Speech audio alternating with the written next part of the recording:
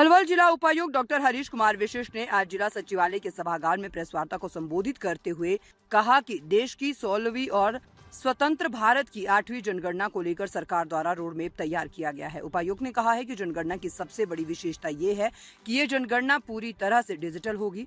जिला प्रशासन पलवल द्वारा जनगणना का कार्य करने के लिए व्यापक इंतजाम किए गए हैं। इस बार डेटा संग्रह के लिए मोबाइल ऐप और निगरानी के लिए केंद्रीय पोर्टल का उपयोग किया जाएगा। उपायुक्त ने बताया कि देश के विकास में जनगणना का कार्य बहुत महत्वपूर्ण होता है। पलवल जिला प्रशासन द्वारा जनगणना 2026 और 27 का रोडमैप तैयार किया गया है। उन्होंने पलवल जिला वासियों से अपील करते हुए कहा है कि जनगणना के कार्य में बढ़ चढ़कर भागीदारी प्रदान करें और सही डाटा की जानकारी दें, ताकि आने वाले समय में प्रधानमंत्री नरेंद्र मोदी के विजन वर्ष 2047 तक भारत को विकसित राष्ट्र बनाया जा सके। उपायुक्त ने कहा है कि जनगणना के सही आंकड़ों के आधार पर सरकार द्वारा स्कीमें बनाई जाती है और ये प्रक्रिया 2 चरणों में पूरी की जाएगी। पहला चरण 1 मई से 30 मई तक पूरा किया जाएगा। पहले चरण के अंतर्गत मकानों की सूची और आवास गणना की जाएगी। इस कार्य को करने के लिए जिला प्रशासन द्वारा एक अभियान शुरू किया जाएगा। ये अभियान 16 अप्रैल से 30 अप्रैल तक चलाया जाएगा, जिसके तहत आमजन अपनी जानकारी ऐप के माध्यम से भरेंगे और वह जानकारी जनगणना अधिकारी द्वारा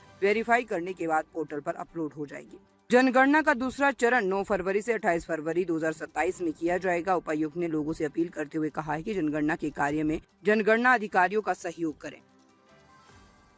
पहले आप उनको वेरीफाई कर लें, कोई क्रिमिनल या कोई ऐसा व्यक्ति उसमें ना हो जो उसको, तो जैसे आप बारकोड को स्कैन करेंगे आपको पता चल जाएगा कि उसको, पहले तो अब सब पढ़े लिखे हैं, बच्चे पढ़े लिखे हैं घरों में, तो सेल्फ इन्यूमरेशन से आप क्या क्या प्रॉपर्टीज है, क्या एजुकेशन का स्टेटस है, काफ़ी सारा विस्तृत जानकारी इसमें है। तो वो टाइम बचे और आप जो जानकारी देंगे, क्योंकि आप खुद देंगे तो वो और आप कितनी होने की संभावना।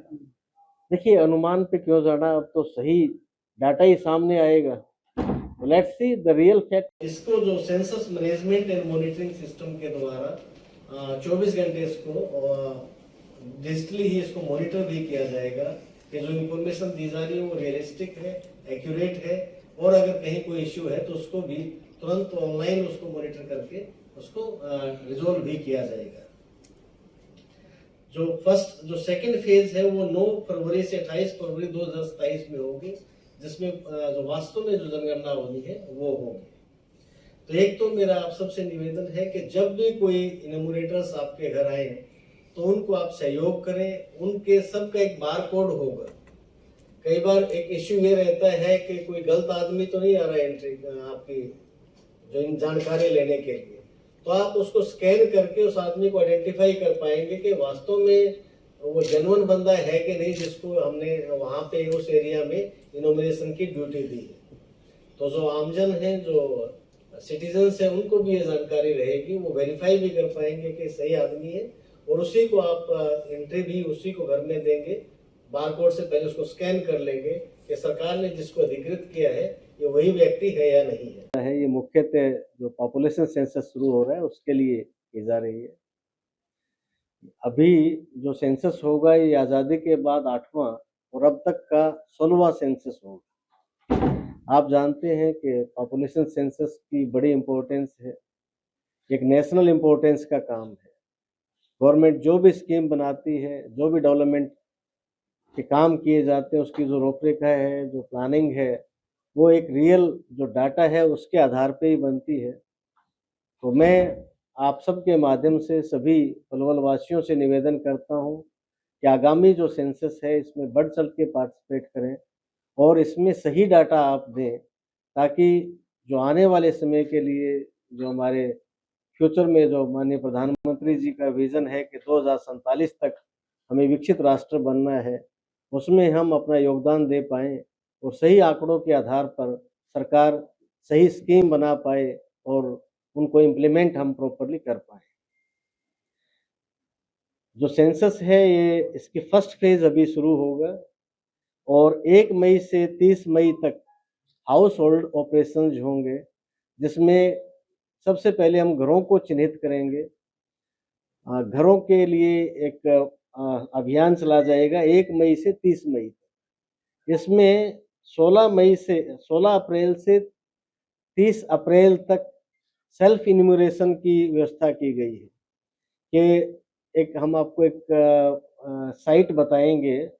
उस साइट के माध्यम से, एक पोर्टल के माध्यम से लोग स्वयं अपनी पूरी जानकारी भर पाएंगे उसमें, और वो जानकारी जब इन्यूमरेटर्स आपके घर आएंगे तो आप उनको दे देंगे, तो उसके आधार पे वो उसको वेरीफाई करके उस जानकारी को आप ओके कर देंगे, तो वो जानकारी फिर आगे अपलोड हो जाएगी। इस जनगणना की सबसे बड़ी विशेषता ये है कि पूर्णतः डिजिटल जनगणना होगी, जिसमें जो पहले आपने देखा होगा कि जब भी जनगणना होती तो भारी भरकम जो पेपर वेस्ट होता था, और वो एक तरह से एनवायरनमेंट फ्रेंडली भी नहीं होती थी। तो सरकार ने इस बार जो व्यवस्था की वो पूर्णतः पेपरलेस इसको रखा है।